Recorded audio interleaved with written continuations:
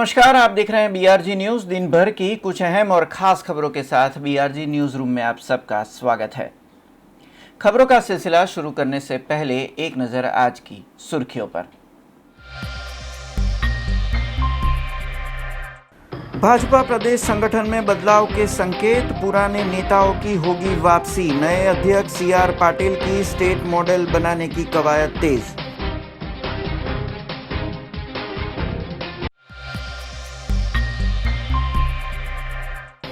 प्रधानमंत्री नरेंद्र मोदी ने की मन की बात, कारगिल शहीदों को नमन के साथ कोरोना वॉरियर्स के सेवाओं को सराहने की बात विधायक सीमाबेन मोहिले ने की।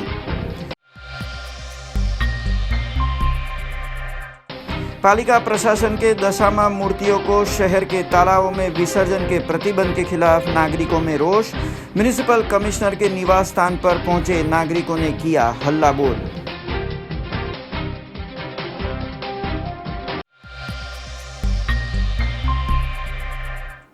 अब देखते हैं खबरें विस्तार से। गुजरात राज्य की भारतीय जनता पार्टी की कमान अब नए अध्यक्ष सीआर पाटिल के हाथ में है। सीआर पाटिल संगठन की पुनर्रचना करने वाले हैं और सूत्रों के मुताबिक जो जानकारी मिली है उसमें पुराने भाजपा नेताओं के चेहरे इस संगठन में फिर से देखने को मिल सकते हैं। बात करें गुजरात के सबसे बड़े राजनीतिक पक्ष की, तो गुजरात भाजपा को स्टेट मॉडल बनाने पर अब रणनीति तैयार की जा रही है। प्रदेश के नए भाजपा अध्यक्ष सीआर पाटिल को इसके लिए पूरी सत्ता दिए जाने की बात सामने आई है। बताया जा रहा है कि पुराने भाजपा नेताओं को फिर से संगठन में स्थान मिल सकता है। सीआर पाटिल के संगठन की नई टीम में पुराने चेहरे फिर से देखने को मिल सकते हैं। खास करके पक्ष में जिनका रिकॉर्ड अच्छा और साफ है, वैसे कई नेता फिर से एक्शन में आ सकते हैं। गौरतलब है कि प्रधानमंत्री नरेंद्र मोदी के 2014 में गुजरात छोड़ने के बाद भाजपा में जूथबंदी बड़े पैमाने पर देखने को मिली थी, जिसका खामियाजा पार्टी को जिला पंचायत से लेकर विधानसभा चुनावों में सीटें गंवाकर चुकाना पड़ा। तब अब भाजपा के प्रदेश अध्यक्ष सीआर पाटिल के संगठन में पुराने नेताओं को लेकर 2014 से पहले जैसी भाजपा टीम तैयार करने की चुनौती है और इसकी शुरुआत भी अगले सप्ताह से हो जाने की संभावना है। माना जा रहा है कि सीआर पाटिल की टीम में 5 महामंत्री, 8 प्रदेश मंत्री और 8 उपाध्यक्ष मुख्य रहेंगे और इनमें खास करके महामंत्री के ओहदे पर पुराने भाजपा नेताओं को बिठाया जाएगा, जिससे गुजरात का भाजपा मॉडल देश में एक उम्दा उदाहरण बनके उभरे। प्रधानमंत्री नरेंद्र मोदी ने अपने मासिक रेडियो कार्यक्रम मन की बात आज की थी। बड़ौदा शहर में अकोटा के विधायक सीमाबेन मोहिले ने परिवार समेत प्रधानमंत्री की मन की बात को आज सुना था। प्रधानमंत्री नरेंद्र मोदी ने रविवार को अपने मासिक रेडियो कार्यक्रम मन की बात की, जिसमें कारगिल विजय दिवस पर जवानों को शत शत नमन के जरिए पूर्व प्रधानमंत्री अटल बिहारी वाजपेयी को भी याद किया। बड़ौदा शहर में अकोटा के विधायक सीमाबेन मोहिले ने अपने परिवार के साथ प्रधानमंत्री की मन की बात को सुना था। कोरोना संक्रमण के समय में कोरोना से जंग लड़ रहे वॉरियर्स को कोटि कोटि नमन करने की बात से लेकर समाज सेवा के जरिए कोरोना वायरस से गरीब जनता को बचाने के प्रयास लगातार करने की अपील पे विधायक ने अपनी प्रतिक्रिया दी थी। जबकि बड़ौदा में कोरोना संक्रमण के लगातार बढ़ते मामलों पर रोक लगाने जनता को सतर्क होने की बात भी सीमाबेन मोहिले ने की। आज मन की बातનું કાર્યક્રમ મારા કોરોનાના હિસાબથી આપણે તો દર વખતે બૂથમાં અને બધી જગ્યા કાર્યકર્તાઓ જોડે જોતા હોઈએ છે, પણ આજે મારા પરિવાર જોડે હું મન કી બાતનું કાર્યક્રમ જોયું અને ખાસ કરીને કોરોનાનું જ્યારે મહામારી છે ત્યારે વડાપ્રધાન નરેન્દ્રભાઈ મોદીજીએ કેવી રીતે આપણે સમાજની સેવા કરતા રહેવાનું અને ખાસ કરીને આજે મહત્ત્વનો દિવસ એ છે કે 26 જુલાઈ કારગિલનો 21 વર્ષ થયા છે, કારગિલ વિજય તરીકે ઉજવાય છે। એના માટે એમને પણ ખૂબ ખૂબ કારગિલ દિવસની શુભકામના આપી અને પાકિસ્તાન તરફથી આપણે કેવી રીતે લડીને કારગિલના જે શહીદો હતા એમને પણ શ્રદ્ધાંજલિ આપી। એના સિવાય કોરોનામાં આપણે જે કોરોના વોરિયર્સ જે ફાઇટ કરી રહ્યા છે એમને પણ હમણાં હું પણ માસ્ક પહેર્યું છે, એટલે આપે પણ માસ્ક પહેર્યું છે, એટલે આમાં આપણને કેટલી તકલીફ થાય છે. થોડી વાર રહીને આપણે કલાક થઈ જાય એટલે તરત જ આપણે થોડું નીચે કાઢી અને આપણે શ્વાસ લેવાનો પ્રયત્ન કરતા હોઈએ છીએ. એવી રીતે આપણા કોરોના વોરિયર્સ નર્સિસ હોય કે ડૉક્ટર્સ હોય, કેટલી બધા ડૉક્ટર્સને પણ આપણે ગુમાવ્યા છે કોરોનામાં વડોદરાના. એટલે એ લોકોને પણ કેટલી તકલીફ થતી હશે જ્યારે આખો પીપીઈ કિટ પહેરવાની, માસ્ક પહેરવાનું. એટલે એમને પણ આપણું સન્માન કરવું જોઈએ.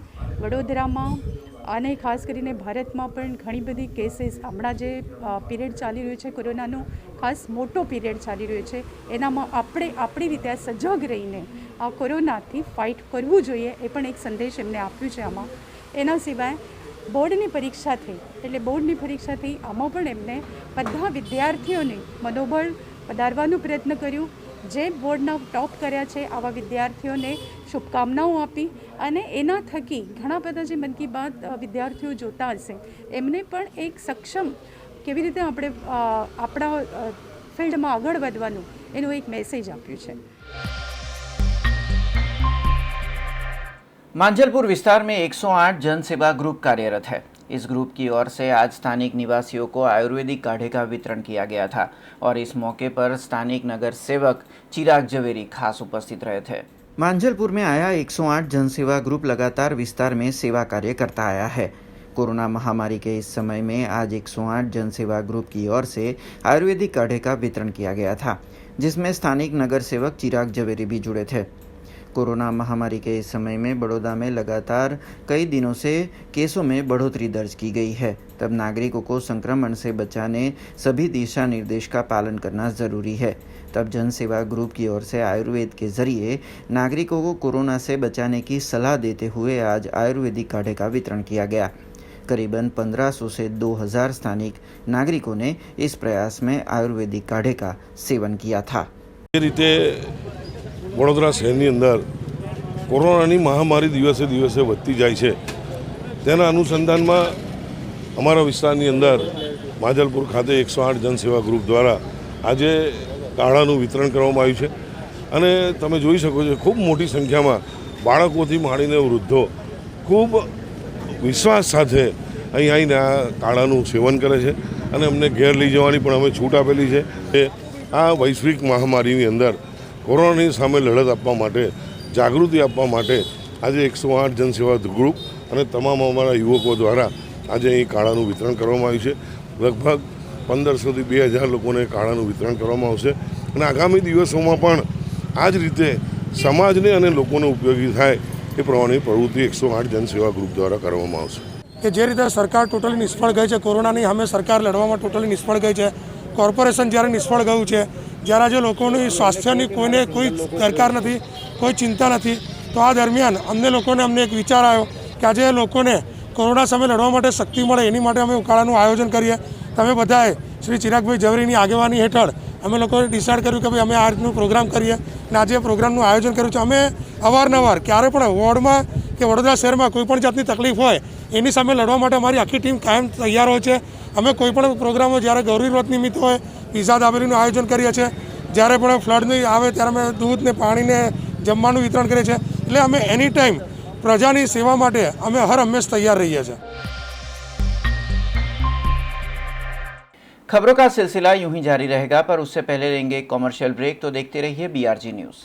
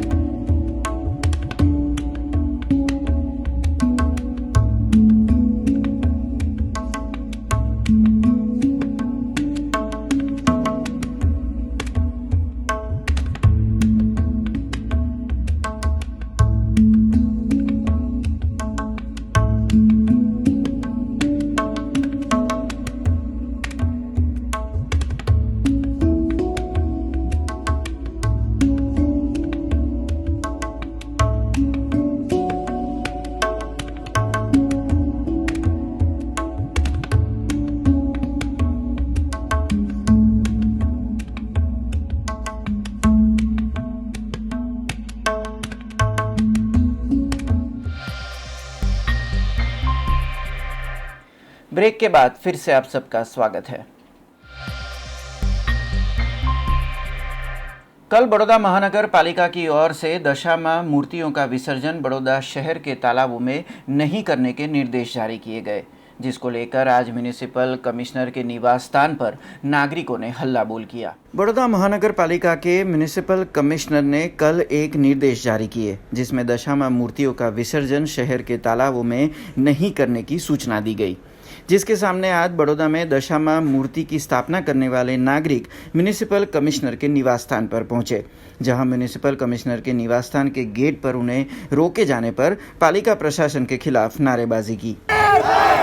कॉर्पोरेशन कमिश्नर कॉर्पोरेशन कमिश्नर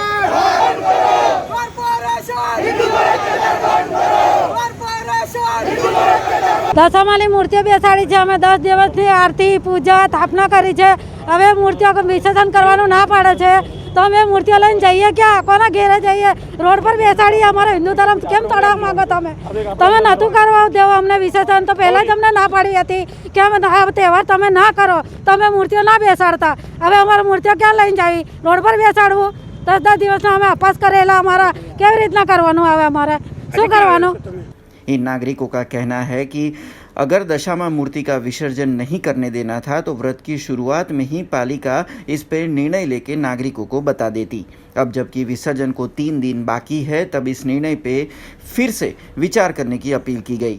वहीं धार्मिक आस्था के इस विषय पर नागरिक और बड़ौदा महानगर पालिका प्रशासन अब आमने सामने है। मैं हाल हमारा कमिश्नर साहेब ने ત્યાં આવ્યા છે, લલિન ઉપાધ્યાયજી, અને એમને પ્રાર્થના જ કરવા આવ્યા છે કે તમે જે પ્રાવેદન હમણાં બહાર પાડ્યું છે તે તદ્દન ખોટું છે। તમારે આ પ્રાવેદન પાડવાના પહેલાં 10 દિવસ પહેલાં જાહેર જનતા અને મીડિયા સમક્ષ તમારે રજૂઆત કરવી જોઈએ કે ભાઈ આ પ્રાવેદન આવી રીતે રહેશે તો તેનું પાલન અમે જનતા કરે છે અને કરતી રહેશે। પણ હમણાં જે પ્રાવેદન પાડ્યું છે તે તદ્દન ખોટું છે, હિન્દુ સમાજને દિલને ઠેસ પહોંચે તેમ છે। માતાજી લોકોએ મૂર્તિઓ બેસાડી છે તો મૂર્તિઓ ક્યાં લઈ જશે? તમે જોઈ શકો છો કે લોકડાઉનથી લઈને હમણાં સુધી બધા જ સરકારનું પાલન કરી રહ્યા છે અને કોર્પોરેશન હિન્દુ સમાજના દિલને ઠેસ પહોંચાવે એવા કામ કરી રહ્યા છે। તળાવ તમે જેટલા તળાવ કીધા છે તળાવમાં બી તમે જોઈ શકો છો, પણ આજે હાલે અમે આનો બહિષ્કાર કરીએ છીએ કે અમને આ તમારો નિર્ણય નહીં પસંદ, કેમ કે આટલા હવે દર છે 3 દિવસ બાકી છે, 3 દિવસના અંદર અમે શું કરીશું? તમારે વિચારવું જોઈએ કે આજે તમામે તમામ સંગઠન અને મોટો બોલ નહીં બોલતો। હું મા દશામાને બહુ માનું છું અને મારો વડોદરા શહેર ને ગુજરાત ખાસ કરીને જો તમે આ પ્રાવેદન પાછું નહીં લો, આના વિશે કોઈ એક નિયમ નહીં પાડો સારો, તો અમે કાલે સુસાગર તળાવમાં વડોદરા શહેરના તમામે તમામ નાગરિક સુસાગર તળાવમાં પડીને મરી જઈશું અને તેની જવાબદારી કોર્પોરેશન કમિશનર લલિત ઉપાધ્યાયની જ રહેશે। अलकापुरी विस्तार में आए बड़ौदा इमेजिंग सेंटर और वहां पे रहते स्थानिक निवासियों के बीच कल देर शाम संघर्ष और घर्षण की तस्वीरें सामने आई, जिसको लेकर सयाजीगंज पुलिस ने करीबन 13 स्थानिकों को गिरफ्तार भी किया। अलकापुरी विस्तार के मेन रोड पर आए बड़ौदा इमेजिंग सेंटर पे बीती रात स्थानिक रहीशों ने हंगामा किया। मामला कोरोना से जुड़ा हुआ है। स्थानिकों की माने तो बड़ौदा इमेजिंग सेंटर में कोरोना मरीजों का सीटी स्कैन किया जाता है, जबकि मेडिकल वेस्ट का भी सही प्रक्रिया से नाश नहीं किया जा रहा। स्थानिक निवासियों की शिकायत पे बड़ौदा इमेजिंग सेंटर को बीते दिनों नोटिस भी दी गई थी। नाम केतन शाह है, हूँ संगीता अपार्टमेंटનો પ્રેસિડેન્ટ છું અને મારે નીચે બરોડા ઇમેજિંગ સેન્ટર આવેલું છે। વારંવાર કહેવા છતાં બી એમને ફોન કર્યા કરે, ફોન રિસીવ કરતા નથી। લાસ્ટ વીકમાં સોસાયટીના સભ્યો ભેગા થઈને એમને બોલાયા પણ કે જેને જરૂર હોય તો મને મળવા આવ્યા નહીં। અમે ગઈકાલે સોસાયટીની બધાએ મિટિંગ કરી અને એક લેટર ડ્રાફ્ટ કરીને કમિશનર સાહેબને આપ્યો અને એક પોલીસ સ્ટેશનમાં બી આપ્યો કે કોવિડના પેશન્ટે અહીંયા આગળ લે છે ડૉક્ટર, એ સંક્રમણ વધે નહીં એ પર્પઝથી અમે લોકોએ આ ગેટ બંધ કરવાની સોસાયટીના દરેક મેમ્બરની મરજીથી અને બધાની સહીઓ લઈને અમે લોકોએ કરેલું। અને પેશન્ટ આવ્યા પછી તમારી સોસાયટીમાં રસ્તા પર પેશન્ટ પડેલું હોય છે, અમારા એન્ટ્રન્સ પર પડેલું હોય છે, આ હેન્ડગ્લોવ્સ પડેલા છે, એની અમે કમ્પ્લેન કોર્પોરેશનમાં બી આપી છે। એને મેમાં બી મેં નોટિસ અપાવડાવી છે, રિસન્ટલી હમણાં બી નોટિસ આપી છે અને આજે બી એક નોટિસ આપેલી છે। પણ એ કશું કરવામાં એને ઇન્ટરેસ્ટ જ નથી. એ વસ્તુ સોસાયટીના મેમ્બર્સ માટે કોઈ એને એ વસ્તુ પડી નથી. નિશા ચોકસી છે મારું નામ, અને અમારા અહીંયા સોસાયટીમાં બરોડા ઇમેજિંગ સેન્ટર આવ્યું છે. ત્યાં કોવિડ પેશન્ટની સાથે પીપીઈ કિટ પહેરીને લોકો આવે છે, પણ કોવિડ પેશન્ટને ટ્રીટ કરનાર, એને જોનાર જે સ્ટાફવાળા છે એ વિધાઉટ પીપીઈ કિટ હોય છે. એ લોકો એના ગ્લોવ્સ, એના માસ્ક સોસાયટીમાં ગમે ત્યાં ફેંકે છે, અહીં બેન્ચીસ પર બેસે છે, બીજા બિલ્ડિંગમાં ફરે છે. એટલે એના લીધે અમે બધા જ ઇફેક્ટ થઈએ છીએ, અમને બધાને થાય છે. તો એ ના હોવું જોઈએ સોસાયટીમાં, કારણ કે રેસિડેન્શિયલ એરિયા છે, કોઈ કોમર્શિयल एरिया नहीं. અહીંયા છોકરાઓ પણ રહે છે તો વડીલો પણ રહે છે. बीती रात संगीता अपार्टमेंट के स्थानिक निवासियों ने सोसाइटी गेट बंद कर दिया था, जिसके चलते देर रात बड़ौदा इमेजिंग सेंटर पे आई एम्बुलेंस को जाने का रास्ता नहीं मिलने पर पीसीआर वाहन को इतला दी गई. सयाजीगंज पुलिस हरकत में आई और स्थानिक निवासियों को हटाकर एम्बुलेंस और उसमें आए मरीज का इलाज करवाया. साथ ही में स्वास्थ्य जांच और एम्बुलेंस का रास्ता रोकने के मुद्दे पर करीबन 13 स्थानिक निवासियों को गिरफ्तार भी किया गया, जिनके खिलाफ बड़ौदा इमेजिंग सेंटर के डॉक्टर वीरेंद्र शाह ने पुलिस में शिकायत की थी. रिहायशी इलाकों में बीते कई सालों से चल रहे बड़ौदा इमेजिंग सेंटर और फ्लैट के निवासियों के बीच कोरोना संक्रमण के डर से संघर्ष का माहौल देखा गया. तारीख 25/7/2020 की रात्रि को सयाजीगंज पीसीआर वाहन के इंचार्ज को वर्दी मिली. अलकापुरी रोड पे आए बड़ौदा इमेजिंग सेंटर के डॉक्टर ने ऐसा बताया कि यहाँ के रईसों ने जो यहाँ परीक्षण के लिए जो पेशेंट आते हैं उसकी एम्बुलेंस आने नहीं देते और उसका दरवाज़ा बंद कर दिया है. इस बीच मुझे ये हकीकत मिली और मैं भी वहाँ गया. वहाँ जाके हमने सबको समझाया, वहाँ के रईसों को, कि भाई आप ऐसा नहीं कर सकते. लेकिन वो लोग ऐसा बोल रहे थे कि भाई यहाँ पे कोविड के पेशेंट का एग्जामिनेशन होता है तो हमको भी कोविड होने का डर है. उस दौरान एक एम्बुलेंस आई जिसमें पेशेंट था. उस रईसों ने उस एम्बुलेंस को अंदर जाने नहीं दिया. फिर पुलिस ने उसमें दरमियानगिरी करके एम्बुलेंस को अंदर जाने दिया और पेशेंट का परीक्षण करवाया. इस बारे में बड़ौदा इमेजिंग सेंटर के डॉक्टर वीरेंद्र शाह ने सयाजीगंज पुलिस थाने में फरियाद दर्ज करवाई और उस फरियाद के तहत सयाजीगंज पुलिस ने 13 आदमियों को अरेस्ट किया है. वार्ड नंबर 13 में आई निवासी सोसाइटियों में बीते कई दिनों से गंदे पानी आने की शिकायत स्थानिक निवासी कर रहे हैं, जिसको लेकर आज इन निवासियों ने मीडिया के सामने पालिका के विरोध में नारेबाजी की थी और साथ में अगर आने वाले दिनों में उनका ये प्रश्न हल नहीं होता है तो पालिका मुख्यालय पे जाके भी विरोध प्रदर्शन करने की बात कही. ये नागरिक वार्ड नंबर 13 के विस्तार की विभिन्न सोसाइटियों के हैं और इनके हाथ में जो पानी की बोतलें हैं वो पानी बड़ौदा महानगर पालिका की ओर से बीते कई दिनों से इन्हें दिया जा रहा है. गंदे पानी की शिकायत इन स्थानिक निवासियों ने पालिका प्रशासन पे कई बार की, पर आज तक कोई कार्यवाही नहीं की गई. तब आज स्थानीय कांग्रेसी नगर सेवक बालू सुरवे भी इन निवासियों के पास पहुंचे और गंदे पानी की समस्या को देखा था. अब अगर आने वाले दिनों में इन निवासियों के प्रश्न का हल पालिका की ओर से नहीं किया जाता तो पालिका मुख्यालय पे हल्ला बोल करने की भी बात कही गई थी. बड़ौदा में फिलहाल जो स्वास्थ्य स्थिति बनी हुई है उसको देखते हुए पालिका प्रशासन को आम जनता को बुनियादी सुविधाएं सही तरीके से मिल पाए ऐसा प्रयास करना बेहद ज़रूरी बन गया है.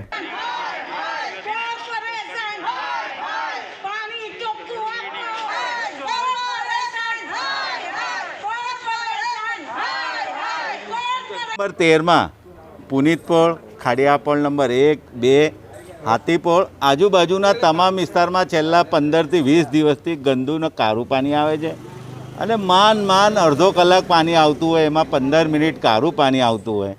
તમે વિસ્તારમાં તમે ઘરમાં જોઈ શકો, લોકો બીમાર પડી ગયા છે ગંદુ પાણી પીવાથી. જે તે અધિકારી પાણી પુરવઠાવાળાને અહીંના લોકોએ રજૂઆતો કરી છે. અમે જાતે ફોન કરીને પાણી પુરવઠામાં વોર્ડમાં બધાને રજૂઆત કરી છે, પણ કોઈ જાતની કામગીરી કરવામાં નથી આવતી.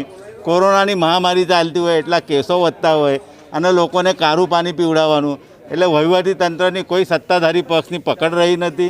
એટલે અમારી એવી માંગણી છે કે વહેલી તકે આનું જે કંઈ ગંદુ પાણી આવે છે એનો નિકાલ કરવામાં આવે, નહીં તો તમામ લોકોને, વિસ્તારના નાગરિકોને લઈને અમે કમિશનરશ્રીને મળવા જઈશું અને મોરચો લઈને જવાનો. खबरों का सिलसिला यूं ही जारी रहेगा, पर उससे पहले लेंगे एक कॉमर्शियल ब्रेक, तो देखते रहिए BRG न्यूज़. BRG ग्रुप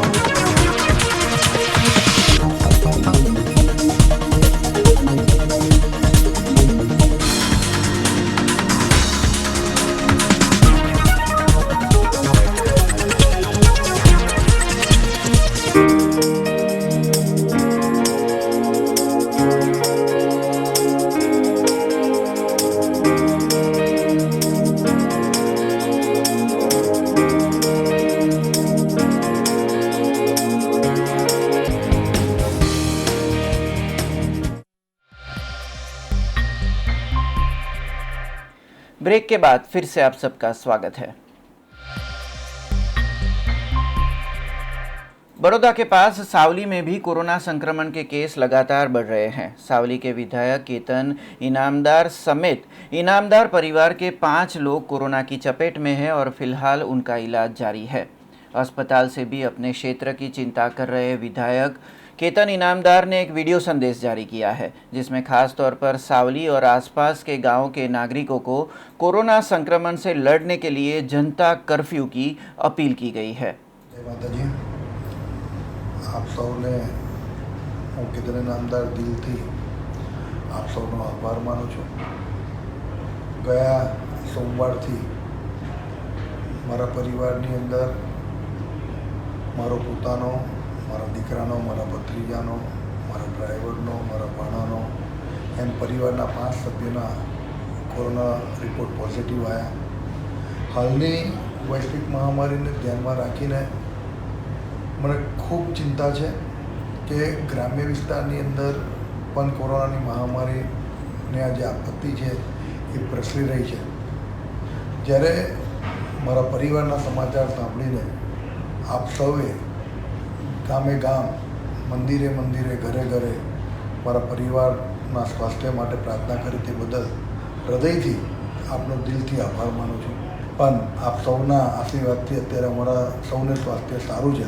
પણ મારો સાવલી તાલુકો, ડેસર તાલુકો, મારું ગુજરાત રાજ્ય, મારો ભારત દેશ, સમગ્ર વિશ્વ અત્યારે આ જે રીતે જઈ રહ્યો છે એ પ્રમાણે આ પણ એક આપણું પરિવાર છે। તો હું 2 હાથ જોડીને વિનંતી કરું છું કે આ કોરોનાને બહુ ગંભીરતાથી લઈએ અને સહેજ પણ આપણે તરતચૂક ના કરીએ। આપણા ઘરની અંદર, આપણા ઘરમાં વડીલ પણ છે, આપણા ઘરની અંદર નાના બાળકો પણ છે। આપણા માટે નહીં તો આપણા પરિવાર માટે પણ સાવચેતી લઈએ। અને આવતીકાલથી હું આજે સત્તાધીશો સાથે વાત કરું છું। દીપકભાઈનું જે મને મૃત્યુના સમાચાર મળ્યા, ખૂબ આઘાત લાગ્યો। હું એમના પરિવારજનોને અહીંયાથી શોકની લાગણી વ્યક્ત કરું છું। પણ સાથે સાથે એક વિનંતી કરું છું કે આવતીકાલે સાથે મળીને જે પણ નિર્ણય લેવાય એમાં આપણો સૌનો સહકાર પૂરેપૂરો રહેશે। મંજુસર, ડેસર, સાડાસાલ, પાંડુ, સાવલી, સાકરદા આ બધા જ મોટા મોટા ગામો, સમલાયા સ્ટેશન, આ બધા જ મોટા મોટા ગામોની અંદર આપણને સહેજ પણ પ્રકારની સાવચેતીપૂર્વક આપણે એમાં રહીએ અને લોકડાઉન જેવું રાખીએ, જનતા કર્ફ્યુ જેવું રાખીએ અને જરૂરિયાત પ્રમાણે જ બહાર નીકળીએ, સોશિયલ ડિસ્ટન્સ જાળવીએ, માસ્ક પહેરીએ એટલી જ વિનંતી કરવા આવ્યો છું। ફરી એક વખત દિલથી આપ સૌનો દિલથી હૃદયપૂર્વક આભાર। વંદે માતરમ, ભારત માતા। शहर के वासना भायली रोड पर आए नीलांबर डुप्लेक्स के पास से गुजरती बरसाती कांस पिछले 10 साल से खुली हालत में है। इसको बंद करने की अपील लगातार स्थानिक निवासी, प्रशासन और पालिका मुख्यालय पे करते आए हैं, पर अभी तक किसी भी तरह की कार्यवाही इसके ऊपर नहीं की गई है, जिसको लेकर आज स्थानिक निवासियों ने मीडिया के सामने पालिका प्रशासन के खिलाफ नारेबाजी की थी। वासना भायली रोड पर नीलांबर डुप्लेक्स आया हुआ है, जिसके पास से साल 2010 में बरसाती कांस बनवाई गई थी, पर इस बरसाती कांस को पालिका ने खुला छोड़ दिया, जिससे पूरे साल इस कांस से गंदी बदबू से स्थानिक परेशान हो गए हैं। वहीं आसपास के पार्टी प्लॉट समेत कई सोसाइटियों के लोग इसमें कूड़ा कचरा डाल जाते हैं, जिससे लगातार मच्छरों की परेशानी भी रहती है। आज नीलांबर डुप्लेक्स के निवासी बीते कई सालों की इस परेशानी से तंग आ गए और मीडिया के सामने पालिका प्रशासन का विरोध करने लगे। स्मार्ट सिटी और इन दिनों चल रहे कोरोना संक्रमण के सामने पालिका प्रशासन की कामगिरी की पोल खुलती ये तस्वीरें हैं। जो दिखाती है कि बड़ौदा महानगर पालिका जिनके कर भुगतान से अपना प्रशासन चला रही है, उनके एक प्रश्न का हल वो पिछले 10 सालों से नहीं कर पा रही। बड़ौदा की ऐसी तस्वीरों से ही शहर स्मार्ट सिटी कैसे और कब तक बनेगा, ये आम नागरिक आसानी से समझ सकता है। બધા એટલા માટે એકઠા થયા છે કેમ કે અહીંયા આપણને બહુ પ્રોબ્લેમ થઈ રહ્યું છે સ્ટોર્મ વોટર ડ્રેનેજનું। અમે વાસના જકાત નાકાની પાસે નીલાંબર ડુપ્લેક્સ આવેલું છે અને અહીંયા 2010ના આસપાસ સ્ટોર્મ વોટર ડ્રેનેજ એ એક પ્રોજેક્ટ વીએમસીએ અહીંયા કર્યું હતું। આ પ્રોજેક્ટ બહુ સરસ છે પણ આમાં બહુ ખામીઓ છે। આ ખામીઓને દૂર કરવા માટે વીએમસીએ કંઈ કર્યું નથી। આમાં ખામીઓ એવી છે કે ભલે વરસાદનું પાણી અહીંયા જમા થાય છે, વરસાદનું પાણીનો નિકાલ બધું થાય છે, પણ આના કારણે ઘણી બધી પ્રોબ્લેમ્સ ઊભી થઈ છે। જેમ કે જ્યારે વરસાદ પતી જાય એના પછી આ પાણી અહીંયાનું અહીંયા જ રહે છે, એના કારણે બહુ બધા મચ્છરો થાય છે અને આજુબાજુને આસપાસના જે પ્લોટ્સ છે, પાર્ટી પ્લોટ છે કે બીજી કોઈ સોસાયટી છે કે જે ક્લીનર્સ છે એ બધો કચરો આમાં નાખી દે છે। એના કારણે ગંદકી વધતી જાય છે અને બીજું મેન એ છે કે અહીંયા જે ગટર છે, વરસાદી ગટર એ ખુલ્લું છે, આની અંદર કૂતરા, જીવતા કૂતરા અંદર પેસી જાય છે, મરી જાય છે, 10-10 દિવસ સુધી વાસ આવતી રહે છે અને આ બધું સહન કોને કરવાનું? અમને કરવું પડે છે। એકચ્યુઅલી આ કેનાલ ખુલ્લી છે, વરસાદી કેનાલ બનાવી છે પણ ખુલ્લી રાખી છે, એના લીધે પાણી ભરાઈ રહે છે, બધું એની ઉપર ઉગી નીકળ્યું છે, એટલું બધું પ્લાસ્ટિક અંદર કચરો આવી ગયો છે અને અમે એટલા બધા એની સ્મેલ પણ એટલી બધી ગંદી આવે છે કે અમે અહીંયા રહી નથી શકતા કે બહાર કમ્પાઉન્ડમાં આવી નથી શકતા। અને અત્યારે પણ હાલમાં પણ અમે આ તમને ઇન્ટરવ્યૂ આપી રહ્યા છે તો પગમાં મચ્છરો કરડે છે, એટલું બધી હાલત ખરાબ છે અને વારંવાર રજૂઆત કરવા છતાં પણ એ લોકો અમને સાંભળતા નથી અને કશું સોલ્યુશન નથી લાવતા। અને આ હમણાંની વાત નથી, આ છેલ્લા 4-5 વર્ષથી આને આ રિપીટેશન છે। खबरों का सिलसिला खत्म करने से पहले एक नजर आज की सुर्खियों पर। भाजपा प्रदेश संगठन में बदलाव के संकेत, पुराने नेताओं की होगी वापसी, नए अध्यक्ष सीआर पाटिल की स्टेट मॉडल बनाने की कवायद तेज।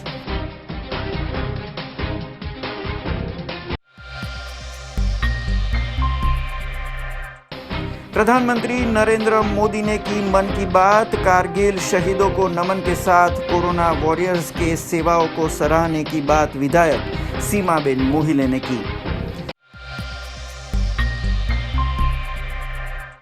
पालिका प्रशासन के दशामा मूर्तियों को शहर के तालाबों में विसर्जन के प्रतिबंध के खिलाफ नागरिकों में रोष, म्युनिसिपल कमिश्नर के निवास स्थान पर पहुंचे नागरिकों ने किया हल्ला बोल।